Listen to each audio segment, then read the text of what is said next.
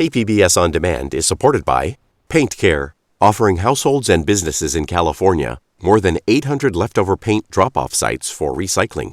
Quantities of 100-plus gallons of paint may qualify for a large volume pickup. Learn more at paintcare.org. This week on Roundtable, a major announcement for the future of men's professional soccer in San Diego. This is absolutely incredible, and I'm so proud to be able to welcome Major League Soccer to our phenomenal city.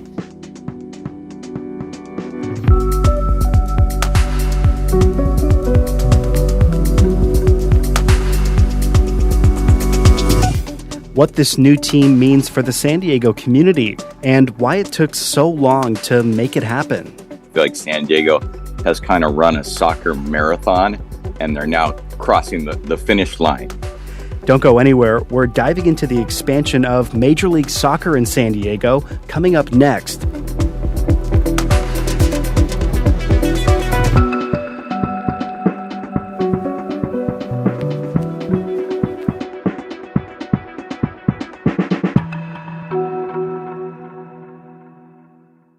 KPBS On Demand is supported by Marrocale Design and Remodeling, helping homeowners with their home remodeling needs. From ADUs to kitchen remodels, room additions, and custom homes, Marrocale Design and Remodeling can help homeowners design and build their dream homes. More at trustyourhometous.com.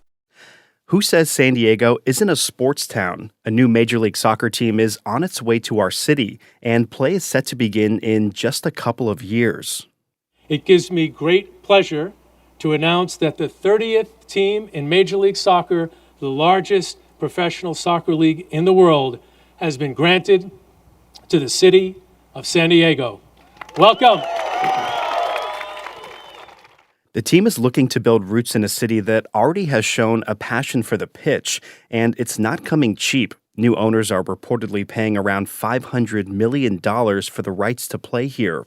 But their arrival in San Diego means more than just matches. It also brings with it development in a sport that has long been called the future in San Diego. Still, there are some questions about how this new team will fit into our region's already pretty busy soccer landscape. Joining me to talk about this week's announcement and what it means for the San Diego community are Mark Ziegler. He's a sports writer with the San Diego Union-Tribune. Todd Strain is back with us. He's a sports reporter and anchor from NBC7 San Diego. And Tony Sanchez is also here.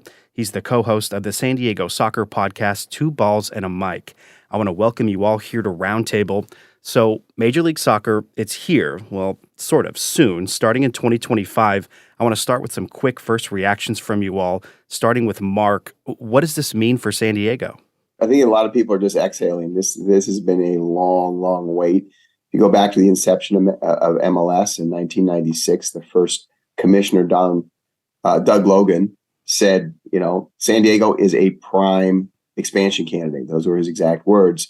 And that was early to late 90s. And here we are in 2023, finally getting the team.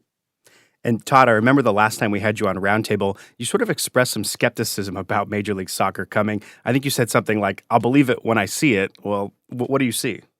Well, I see a Major League Soccer team that is now in San Diego. And as Mark said, it's just taken years to get here. I feel like San Diego has kind of run a soccer marathon, and they're now crossing the finish line. The reason I said I'll believe it when I see it is because, as mentioned, for years this has been going on and we have never gotten an MLS team until now.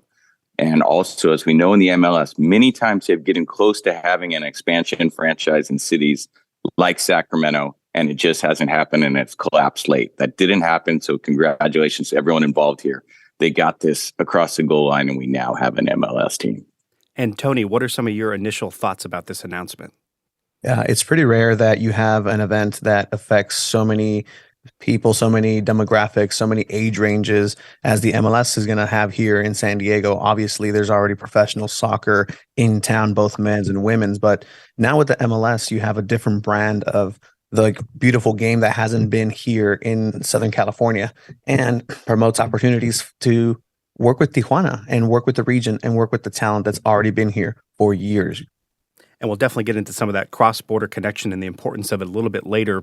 Mark, I think some of your reporting was some of the first saying that this Major League Soccer team was going to be coming to San Diego. generally, what do we know about this team so far? Do we know a name, where they're going to play? Well, they're going to play at Snapdragon Stadium in Mission Valley, which San Diego State built. And they had to negotiate a really complicated lease, given how many tenants are in that building, with the San Diego Wave, Rugby's San Diego Legion, San Diego State football, concerts, motorsports, all kinds of things are in there. That was the biggest holdup. I mean, it took them 6-8 months to get that done. It's a 30-year lease, as I understand it. The team name, right now the placeholder is San Diego Football Club or San Diego FC or SDFC. It's not permanent, but I think it probably will be. Tom Penn, the CEO, admitted yesterday that it's either going to be San Diego FC or FC San Diego, and their only real question is whether to put the football first or the city first. I don't think they'll have an official mascot. One might develop organically, like you've seen in a couple other places around the world. It's not really in the ethos of global soccer to have mascots. It is obviously in the United States, Mexico a little bit, Australia, Canada, but elsewhere you don't see them very often. And I think they're going to kind of adopt that approach. The crest and colors, I think, will come in late summer, early fall. And we'll go from there. I mean, we're 21 months from the opening kick. So there's a lot of time and a lot of run up. And Todd, this team, it's a major investment. It reportedly comes with a price tag of $500 million, which is a record for a Major League Soccer team. One of their main investors is billionaire Mohamed Mansour. What can you tell us about him? Well, before we get to Mohamed Mansour, I asked Don Garber, the commissioner of Major League Soccer, I said, can you confirm or deny the $500 million price tag? He says, we never confirm our bids or our franchise fees, but I'm not going to deny that number either. And I asked Mansour point blank, who is a billionaire. The Mansour Group's worth $6 billion worldwide. He's been an early investor in Facebook, so many high-tech things that have been huge success. So he is a very acclaimed businessman. And I asked him, many people say you're crazy for investing this much in an MLS team. And he called it, quote, a great business opportunity. He says it checks all the boxes. He believes he can make this team financially responsible and financially a winner. But I also think he wants to get in the beautiful game. He's been a lifelong fan, and this is his inroads into the game. And let's face it, a man with that kind of wealth, he can afford to maybe lose a little money on soccer, if that's the thing to get him into the game. So what about him? He is a brilliant businessman who is successful everywhere. He is truly a man of the earth. He is obviously multinational from Egypt, based out of London. He is just a winner in everything in life. And I think it's going to be a great front man for this organization in San Diego that, as Tony touched on, hopes to touch two nations. And what a perfect man to do that other than Mohamed Mansour. And we know that he's not the only owner. The Sequan tribe is also a co-owner as well. They're out there in San Diego's East County, and they'll reportedly become the first Native American tribe to have an ownership stake in a professional soccer team. Mark, what do we know about their involvement in here and maybe why they even wanted to own a soccer team? So they were really the first. Cody Martinez, the tribal chairman, met with a local developer, Brad Termini, in December 2020. And they were just having dinner and started sharing their passion for maybe bringing a Major League Soccer team to San Diego. And it kind of went from there. And then they met someone else who connected them.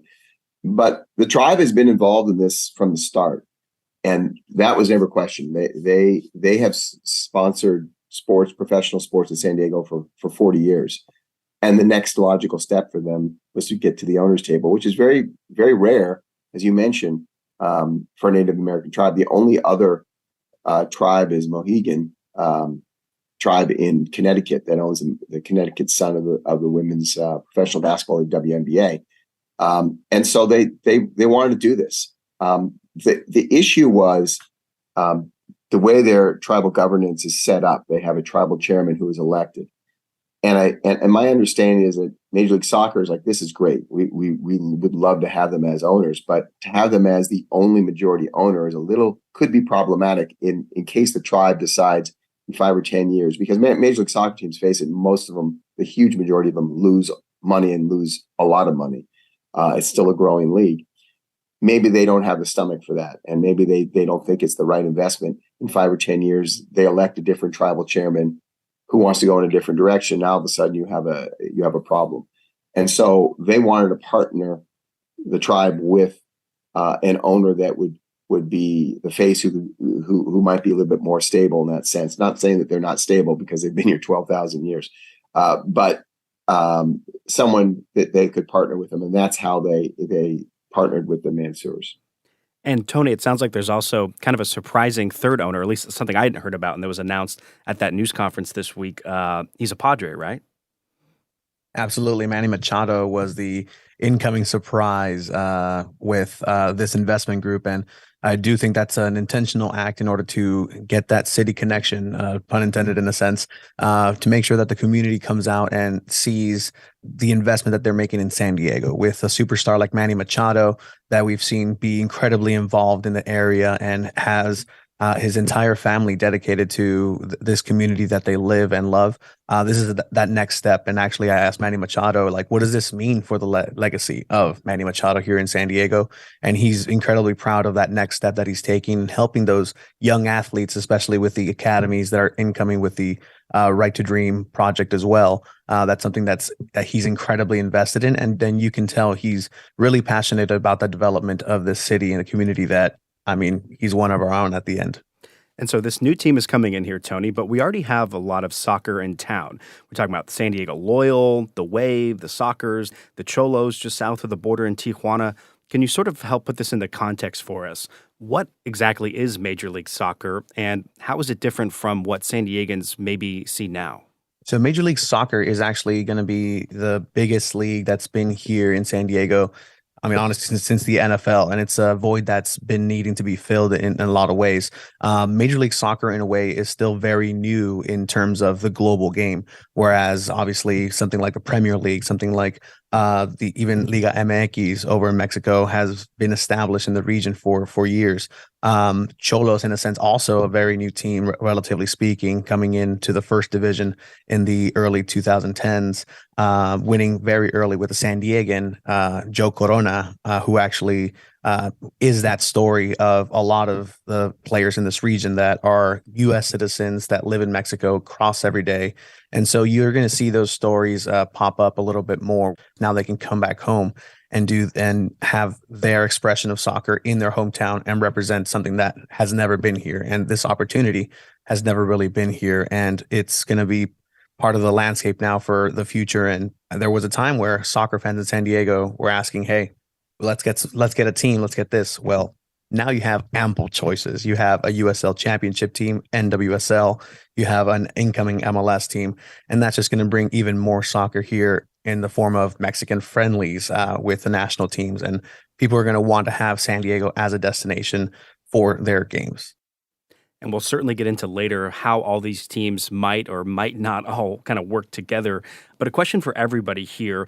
Why did MLS choose San Diego to be the next franchise? I mean, why now? I mean, I think they've long viewed San Diego as a really viable soccer market. I mean, how couldn't you? If you look at the TV ratings with World Cups, always in the top 5. It's right on the border. It has a long history of success, going back to the Sockers and all those indoor championships they won at a time when soccer was almost dormant in this country.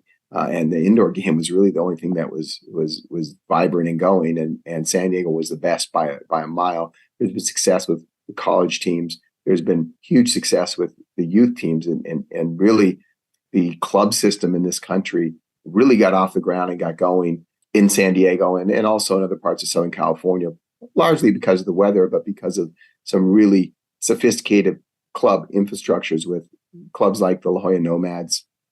And then now you have the San Diego Surf. Now you have 6 or 8 really big clubs in San Diego as well, and it's just kind of gone from there. And I think they've always wanted to be here. I think in other parts of the country, they had to really introduce the sport to the fan base. Here, they don't have to do that. It's what I call a soccer literate culture.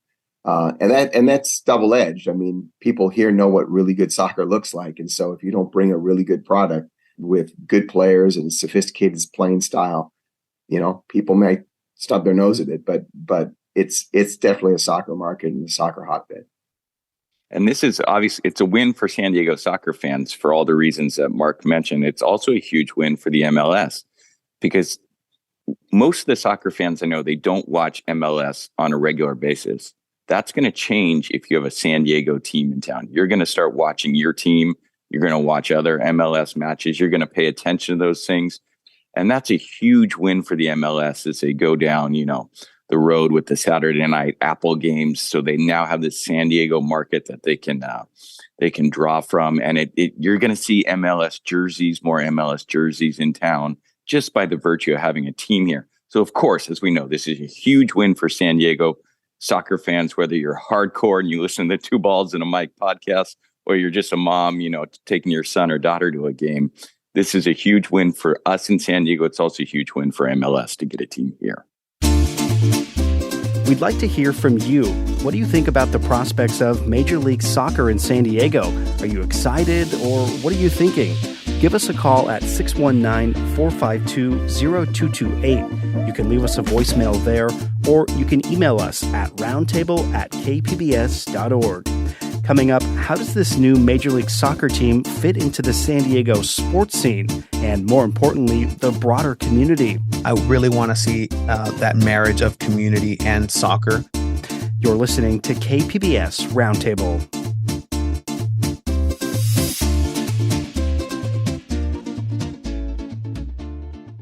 KPBS On Demand is supported by Paint Care, offering households and businesses in California more than 800 leftover paint drop-off sites for recycling. Quantities of 100-plus gallons of paint may qualify for a large volume pickup. Learn more at paintcare.org. You're listening to KPBS Roundtable. I'm Matt Hoffman. We're talking about this week's announcement that Major League Soccer is coming to San Diego, finally. With us is Mark Ziegler from the Union Tribune, Todd Strain from NBC7, and Tony Sanchez from the podcast Two Balls and a Mic. All right, Mark, so we touched on this a little bit earlier, but the effort to bring Major League Soccer, it's been going on here to get it here for years, decades even, according to the MLS. Anybody listening remember Soccer City? I mean, that was that competing ballot measure with San Diego State. Millions were spent trying to get that through, but as we know, SDSU won that sort of battle there. How did this effort make it across the goal line, so to speak, where others did not? Well, I mean, yeah, you go back to even before that, Jorge Vergara from the Chivas Guadalajara club in Mexico was going to bring in a MLS expansion franchise that ended up being Chivas USA and playing in Carson at the facility there that they shared with the Galaxy. But initially, he came to San Diego, had meetings with city leaders. I was there. He was sitting in Qualcomm Stadium in suites, talking to them and talking about bringing his team here. And that was, I believe, 2000. You had John Moores, the Padres owner, who had bought or secured rights to the stadium for professional soccer, and he was interested. And you've had various people in and around that, and then you get to Soccer City, and you had these competing ballot measures for the Mission Valley property, and they had submitted a bid. They had Landon Donovan on board, and they had basically said, if we win, we're getting an MLS team. And Don Garber, the commissioner of MLS, had basically said, yeah, that's what's going to happen. And they didn't win. And part of their campaign rhetoric was, if San Diego State wins, MLS is dead. You will never get an MLS team in that stadium. And, credit to San Diego State's athletic director, John David Wicker, guys like Eric Judson from JMI that helped them with the stadium, Adela De La Torre, the president of San Diego State, Jack McGrory, who was advising the university at that time, people like Adam Day, who now is with the Sycuan tribe, all said, you know what? No, we're not going to buy into that. We think we're going to get MLS. We're going to build the stadium to MLS specs. And it was a little bit of a leap of faith. I mean, they went to the MLS headquarters the next day after the election and said, we're in for MLS. And the MLS leadership kind of looked at them like, really? And then they found an ownership group and it's done. And so I think you have to go back and trace it to the embers of that Soccer City defeat in the election in 2018, and that started the ball rolling. 5 years later, here we are. And Tony, one important aspect of soccer and their sort of fans and the fandom is the relationship of these fan groups with clubs. They're known as supporter groups. Some were mentioned in the announcement yesterday: the Chavos de Loyal, the Sirens for the Wave, the American Outlaws. Can you explain what exactly kind of supporter groups are and how they kind of play a role in building up a team? So the supporter groups are typically the most passionate and dedicated supporters of any given club, and you see different iterations of this throughout the world. Whether it's over in England, where supporter groups over there were sometimes the founding members of said club that gave the money, gave the support to start the clubs that are now billion-dollar franchises. In Mexico, we have another iteration where it's the South American, North American Mexican type of fandom, which is Las Barras, and those are mostly singing, passionate, and sometimes a little bit more of that hooliganism that is tend to be seen, and sometimes they're seen as the ultras, the ultra supporters, because of their extremism and their unwavering support. Here in San Diego, there's a couple of those supporter groups, whether it's the Chavos de Loyal, whether it's the locals for the Loyal. Those are fan bases and groups that came together because they wanted soccer here, because there was nothing in a professional sense. And so you see some of the most passionate individuals that have put essentially a third and fourth shift a day just to put some of these tifos, some of these artworks that you see in the stadium, those large pieces of cloth that get covered into the section of 109. And you also have that philanthropic aspect. During the pandemic, they had a huge hand in helping people get vaccinated and just get out there in the community. I know the Chavos de Loyal sometimes have Thanksgiving drives, backpack drives for the kids in the community of Barrio Logan and Chicano Park area. So you have many different ways to express yourself in the stands, whether it's songs, whether it's chants, whether it's cheers. But for the most part, the one unifying aspect is that you're going to be supporting and chanting, standing in your section and giving every ounce of your being to the support of your team that's on the field. One word that we heard quite a bit this week was community. And it seems like this new team is really trying to connect with San Diego, and they've already kind of started something of a listening tour, and that's going to be going on in the months ahead. Here's a little bit about what Chairman Mohammed Mansour had to say about this sense of community. One thing to make clear: this soccer club is your soccer club. It belongs to this city. We are merely custodians. It's your community, and this soccer club is going to be here in San Diego for a long, long time. So, Tony, what does this team need to do to connect with San Diego soccer community, and maybe even particularly those fans that already have ties to existing club like the San Diego Wave or even the Loyal? Like, do they need to reach out to those people, or will the fans just kind of come? I absolutely believe that they need to reach out to the fans and make a deliberate effort to listen to them. And a question I asked Tom Penn, the CEO of San Diego FC, is you're going to have listening sessions, but what are you listening for? And I do think that they have the right intentions in having the community be able to come out and represent themselves and be able to tell the group exactly what they want. I do believe that there is some sort of cynicism where, the supporters and the people will tell you what they want, but at the end of the day, the MLS is just going to do what the MLS is going to want to do at the end. But it's something that they've already started. I actually followed their efforts through Chula Vista. They visited a youth academy, youth soccer team with Chula Vista FC. They went over to East Lake Soccer League just to get to know the people, hand out some MLS scarves. They had a billboard where you can write, what does a team in San Diego look to you? And then you can write with a Sharpie what that team is supposed to mean. And so those are efforts that you love to see. You like to see them get actually down with the community. And something that I think a big aspect that both Loyal, Wave have struggled is to capture the attention of the Latino fan base, of the Mexican fan base, of the Liga MX fan base. And now with this MLS team, I think it's an opportunity for them to appeal to that community and communities that really haven't been reached out and haven't been convinced by the USL, by the NWSL to come out. We were talking about the San Diego Football Club name. If it's going to be in the front, it's in the back. Another aspect that I would throw in there would be, what is the F? What type of football are we talking about? Is it San Diego Football Club in Spanish with a U, or is it going to be Football Club?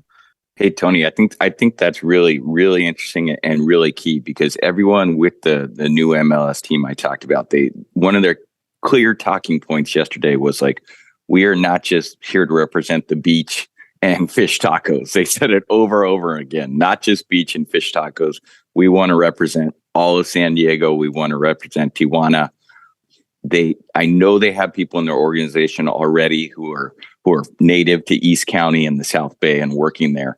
So I think I 100% agree with you. They have to connect with all of San Diego, not just the coastal elite. And I think that's a target for them. So that'll be something key to watch moving forward, guys.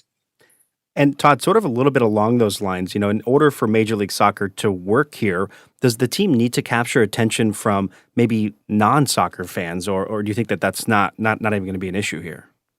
Well, it helps. There's no doubt about it. And if you can capture that group that really isn't soccer knowledgeable, what you'll find when you go to soccer games as a fan, it's an interactive experience, as we previously talked about. There's chanting, you're involved, you're singing. The players play off you a little bit. You're into the game, you're part of the game. Versus like if you go to the Padre game, you're sitting there, you're having your beer, you're watching the game, and then Tatis hits a double or a triple, and you react to that, and then you're quiet again. Soccer is not like that. It's interactive. So fans that maybe aren't familiar with the game will go there and they'll experience something completely different. And I think you'll grow your base just by going to these games and seeing different. It's fun. It's cool. It's an immersive experience. And so, Mark, obviously, we already have some soccer here. We actually have a lot of soccer here. And I've been doing some reading and seeing some examples. And I've been doing some reading and seeing some examples where Major League Soccer will come in and maybe push other teams out of existing markets. But it sounds like there are scenarios where they can coexist. So maybe simple question, but I don't know if it's a simple answer. Is this town big enough for everybody? It sounds like some supporter groups with the loyal are maybe a little bit worried here, but what's sort of your take there? Well, we're going to find out because the soccer market's a lot more crowded now than it was 10 years ago. And with the loyal, with Albion in Nisa, which is an independent league, with the Wave, you have another Division I soccer program now with UCSD than that you didn't have 10 years ago. So you can go down the list. You have more youth clubs; they're more robust, and you also have the Xolos in Tijuana, that weren't a first division team in the not too distant past. So we're going to find out. I think some of these demographics don't cross over. It will be interesting to see how much the Wave and an MLS franchise cross over. I think that the big competitors will be the loyal and MLS. And to your point about MLS, quote unquote, pushing USL Championship teams out, and the USL Championship is sort of the de facto second division.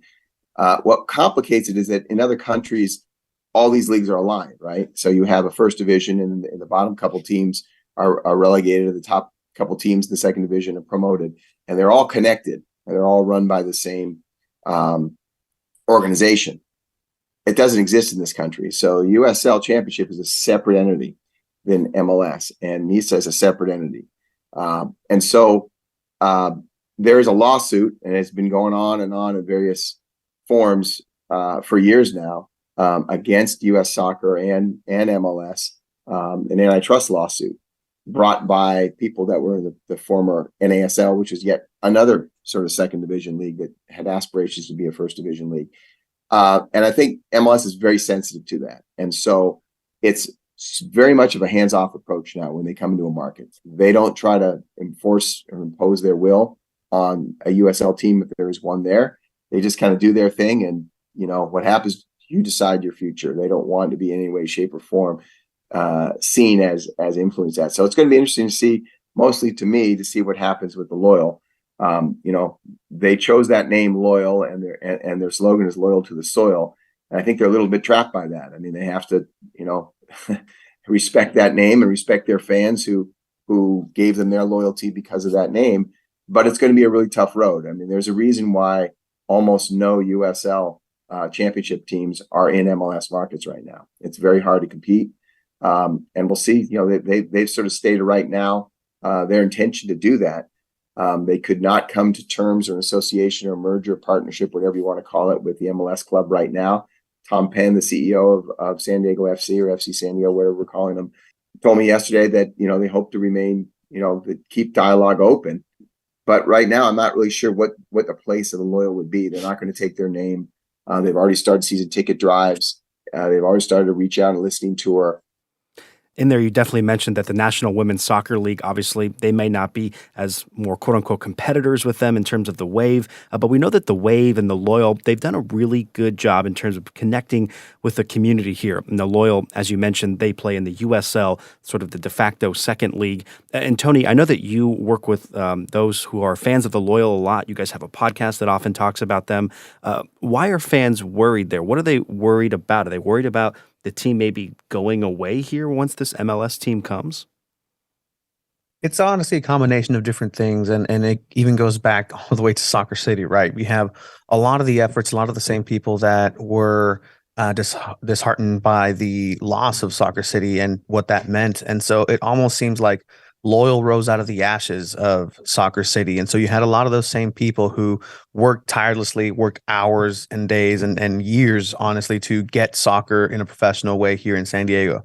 They have had San Diego Loyal. They battled through a pandemic. They were able to come back and have a competitive team, and the product is fun. And so the team stuck by them. The owner, Andrew Vasiliadis, made sure to keep the team going and running as much as they could. And so the thing here with the supporter is that, well, now you have an MLS team. And so this is exactly what you fought for back in Soccer City. And now you have it, but at what cost? And so that's a lot of the dilemmas that some of the hardcore supporters of the San Diego Loyal face themselves, making that choice. Because you've always wanted Major League Soccer, you've always wanted top flight soccer in your city. Well, MLS is incoming, but at the same time, it seems like it's going to crush what you've been working so hard for. The friends, the community, the players that you've met with, the players in the USL, potentially not being of caliber to make it to that MLS club. And so you start losing those connections, those communities, players start leaving the city. And so it's going to be very interesting to see exactly what happens. But honestly, my vision this whole time in my position has been that if there's anywhere in the nation where it's going to work with these two teams, it's going to be San Diego.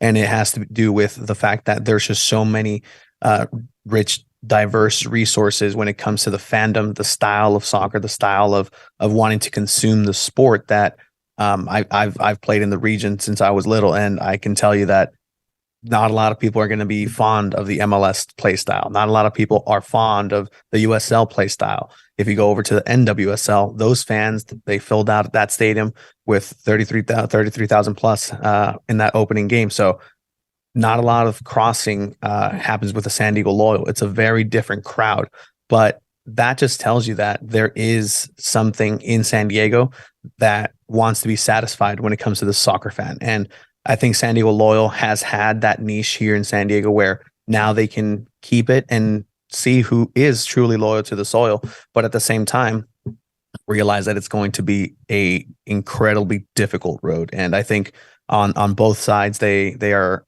acknowledging this, but still holding hope that something's going to get worked out. And I think for the supporters, it's an interesting spot where you're going to have to choose, right? If both teams play at the same time, the same day, and you like both teams, well, you have to choose.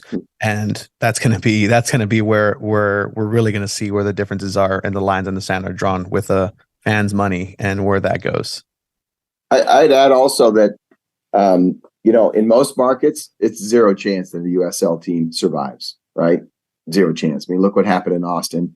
That team just completely fizzled, said they're going to move, and they haven't moved yet. And they're not playing. They're not doing anything. If there's a market where it could happen, this is it. And that speaks to the market, but also speaks to what the Loyal has done. The Loyal has done an absolutely incredible job. And the MLS folks acknowledge that, of connecting with the community, of connecting with their fan base. And look, they've only been around 4 years. You'd think this team had been around for 40 years with the type of support and loyalty that those fans showed to the club. So if it can work, it can work. And remember, we live in a large county. So and the traffic patterns are such that when you have a stadium in Mission Valley, there are people in parts of the county who are not going to be inclined to come to the games, right?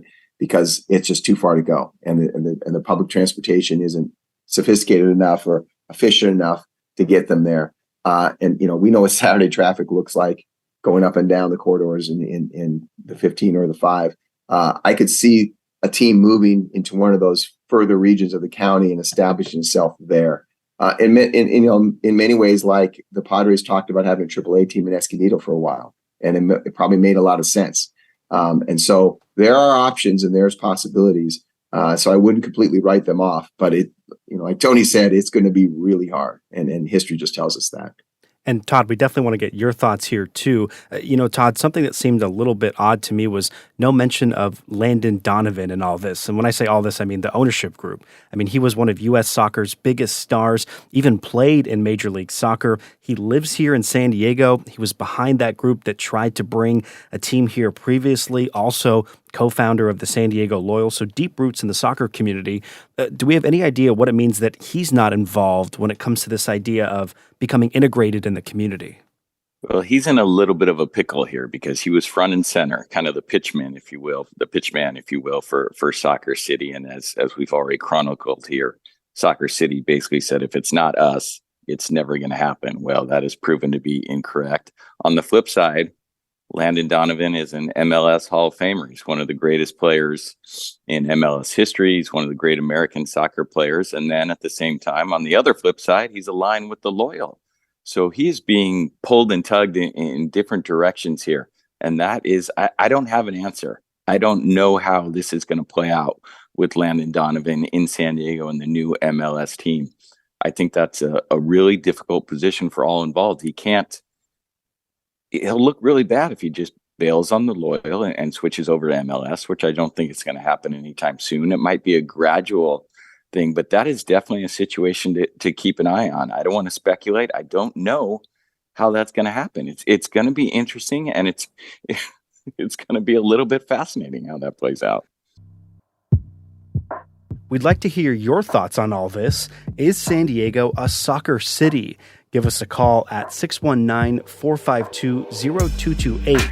You can leave us a voicemail there. If you do, be sure to leave your name and where you're calling from. Or you can email us at roundtable@kpbs.org. Coming up after the break, does the arrival of yet another soccer team in San Diego fill the void left by the Chargers? You're listening to KPBS Roundtable.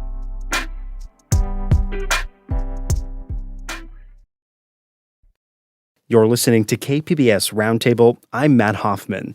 We're talking about this week's announcement that Major League Soccer is coming to America's finest city. That starts in 2025. With us is Mark Ziegler from the Union Tribune, Todd Strain from NBC7, and Tony Sanchez from the podcast Two Balls and a Mic. Guys, as we wrap up here, a couple questions left. I'm curious what you all think here. Obviously, San Diego lost pro football when the Chargers moved up north to Los Angeles. I remember at the time some people were saying, who cares? No big deal. We're going to get an MLS team. Do you think it's fair to say that this is a replacement for NFL football, or is that, apples to oranges? And we'd be curious to hear from everybody. Todd, let's start with you here. No way. MLS soccer is popular. It's growing. San Diego is a soccer smart city. San Diego is a city that loves soccer. No, you were talking decades away from the MLS even touching the NFL in terms of hardcore interests, casual fan interests, dollars it brings into economic dollars it brings into the region. No way. This is not a replacement for the Chargers in any shape or form. This is a great get for San Diego, but it is not the NFL, and it does not have the scope or the power that the Chargers will ever have in this city. Mark, Tony, thoughts? I agree. I would say yes and no to your question. No, for all the reasons that Todd just so eloquently outlined. Yes, from the stance that San Diego, I've lived here over 30 years, and what I've sensed in this community is this huge inferiority complex, right? We're a big city, we're an important region in the world, and we don't win anything, in professional sports. Except for some indoor soccer titles, and we don't do anything. And so I think getting a quote unquote major league team back into the city after losing the NFL, and they're apples and oranges.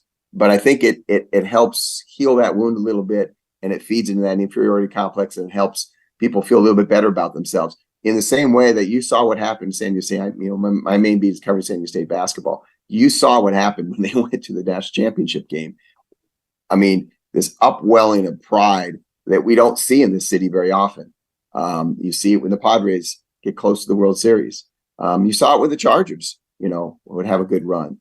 And so it's there, and so I think this helps a little bit, but it doesn't replace it. And the fan bases are completely different. But it's something that people can be proud of. And just say, yeah, we have a basketball team that made it to the Final Four, and we have now we're having a soccer team coming, and we have a really good baseball team that's not playing well right now, but we have a good baseball team. And people feel better about themselves. So in that sense, I think it helps sort of chip away at that scar and that loss from the Chargers. Yeah, there's I could see there being a lot of people that have that band-aid of the MLS over the huge wound and gap that the San Diego Chargers left. And I agree that there is no replacing the San Diego Chargers if you were a fan. However, I do feel that if you ask me again after the 2026 World Cup, I think we can have a better idea of what that answer will be, only because that 2026 World Cup is going to be a catalyst for so many things. Back in the 90s when the World Cup was here, it didn't really have that impact that maybe they were hoping that would catch on. I've always said that the only people that don't realize how good they are at soccer in America is America. They have everything, every tool, all the resources to be a global superpower in this sport, domestically, internationally, whatever it is that they want. They have the resources. And as a Mexican supporter, that hurts to say. And that's something that I've always been able to separate is, you know what, if this region was to get the sport in, be respected, and have everything that we know is already here that the community has built, then it's just a matter of somebody coming and taking it to the next level. And so as far as replacing the Chargers, I don't believe that's possible. But in terms of planting that seed and having another great oak of a tree of sports sprouting up from the dead trunk of the San Diego Chargers then I do believe that that's a net positive in all senses. And I think that it's going to be beneficial for the city. And man, I saw more baseball fans talk about soccer than I've ever seen in the last day, especially with Manny Machado coming in with this investment group. And as we wrap up here, final thoughts from everybody, quick final thoughts if possible. So we know this new ownership team is here, paid $500 million reportedly to bring the team here, starting play in a couple of years. What do you all see happening over the next couple of years, or what are you going to be watching for moving forward? And Todd, we can start with you. Well, it's up to the team. It's up to San Diego FC or FC San Diego. They have a brand new stadium. They are in a soccer perfect market. They have a front office with Tom Penn that is well versed in MLS and has a track record of success. They have an owner in Mohammed Mansour and the Sequan tribe that can financially foot the bill. They have a celebrity owner in Manny Machado. So they've checked all the boxes up to this point. Now it's up to them to go out in the community, get the community support, find the right players, and make this work and make Snapdragon Stadium the place to be on Saturday nights. It's up to this MLS team to make it happen. Everything to this point is set. And Tony, quick final thoughts. Yeah, I want to make sure that as far as this club moves forward, that they have that intention of listening to the community and the things that they want, right? But it also becomes incumbent of the community to tell them what they want. A lot of the times that the teams will come in we've had 2 listening sessions with the San Diego Wave and the Loyal already, and they've heard some stuff, but at the end of the day, they've heard the same things over and over again. And then when it comes to the product that they have, the fans may not be happy with what's happening, but they're not raising the voice. So I really want to see that marriage of community and soccer. The last thing that I would want to see is just the perversion of what has been built here, the community being taken advantage of, the community that has played soccer and it's in their DNA, it's in their blood. I want that to be to be highlighted. I want that to be put on that pedestal, because that's what's going to, at the end of the day, make more dollars for this MLS team. If you respect the game, if you respect what's built here, if you respect us, the community, then that's when we'll come. That's when the people will come. And I truly believe that there is some sort of end product with an amalgam of San Diego Loyal and this MLS franchise. And if that happens, fantastic. And if not, more choices for people. But at the end of the day, I do think this is beneficiary for soccer and the sport here in the city. And Mark, you have the final word. To me, they've done everything right so far. What's going to be fascinating to me to see, a couple things. Tony touched on this before. Are they going to win? And we know in San Diego that the key to success in any sport is winning. How you play sometimes doesn't matter. I mean, San Diego State doesn't always play the most beautiful brand of basketball, but people love them because they win. And that's just the ethos of this town. We're a front-running town. And so to that end, I have this model of we want to build our roster through our academy with very young players, be the youngest team in the MLS. But what are you going to do in the meantime? I mean, you're not going to be able to have those players we discussed, for 5 years, maybe 10 years. So how are you going to build this roster? And you'll sell out the first game. You'll sell out maybe a lot of games your first season. But if you're not winning, and now you're in a league with 29 other teams that are all trying to win too, and only one of them is going to win every year, how are you going to do that? And how are you going to sort of maintain fan interest? Again, this is a very sophisticated soccer market. They know what really good soccer looks like.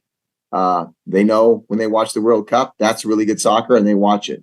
MLS ratings have been some of the lowest in the country here because we haven't had a team, obviously, but also because people kind of snub their noses a little bit. So they're going to have to go capture those people. And that's going to be the next step and the next challenge. I mean, the easy part in many respects is done. And the hard part comes now.